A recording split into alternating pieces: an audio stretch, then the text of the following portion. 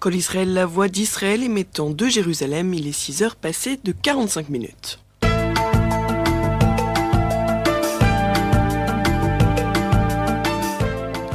Ces résultats ne prennent pas encore en compte les votes des Français de l'étranger. En Israël, les résultats ne seront connus que dans la matinée. Mais hier soir, de nombreux Français ont suivi en direct les résultats. Ça s'est passé à l'Institut français de Tel Aviv.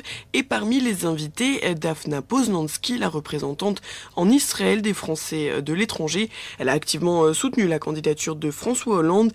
Mais hier soir, elle avait un message personnel à transmettre à tous les Français d'Israël déçus ou inquiets par les résultats de la présidentielle. Je ne suis pas surprise, je m'attendais à cette victoire. Je pense avant tout aux Français d'Israël.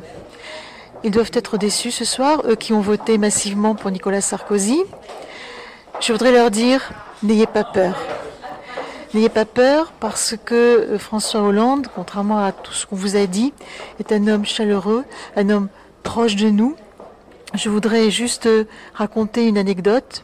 Pendant 11 ans, j'ai représenté auprès de François Hollande les Français de l'étranger et notamment les Français d'Israël. Et un jour que j'étais à Paris pour 48 heures, je voulais absolument le voir, lui dire notre colère devant le traitement que les médias français nous réservaient, lui dire nos attentes, nos peurs, nos angoisses. Alors j'ai demandé un rendez-vous. On m'a dit, Daphna n'y pense pas. Il y a des députés qui attendent depuis 2 mois. J'ai dit, dites-lui simplement, c'est Daphna de Tel Aviv. Le lendemain, j'avais mon rendez-vous. Alors je suis allée le voir. Je me suis dit, il va me garder 10 minutes. Il m'a gardé plus d'1 heure. En fait, tout ce que j'étais venue lui dire, c'est lui qui me l'a dit. Donc je voulais justement vous dire que n'ayez pas peur, vraiment.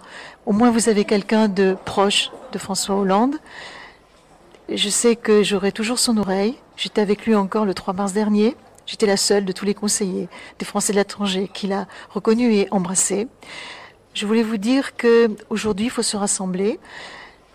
Cette victoire de Hollande, c'est avant tout la volonté des Français de changer. Changer, il faut redresser la France, mais redresser la France dans un contexte de crise où les Français ont peur et ont voulu que la gestion de la crise ne fasse pas abstraction d'un peu plus de justice sociale, d'un meilleur partage des charges sur le pays et également peut-être aussi d'une meilleure place pour la France, une place plus profitable en Europe.